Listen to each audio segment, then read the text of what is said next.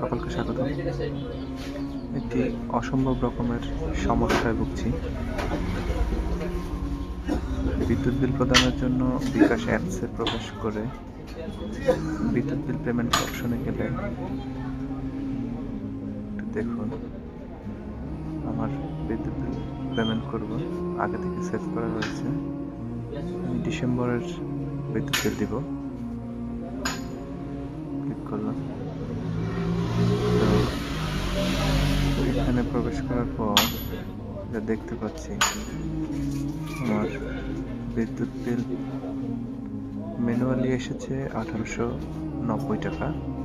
আমার ব্যবহারযোগ্য ব্যালেন্স আছে 2161 টাকা 8 পয়সা। কিন্তু যখনই আমি পেমেন্ট অপশনে যাই, আমার এখানে বিদ্যুৎ বিলের পরিমাণ 00 টাকা দেখাচ্ছে। আবার স্ট্যাটাস দেখাচ্ছে আনপেইড, পরিশোধের শেষ সময় 28 জানুয়ারি 2025।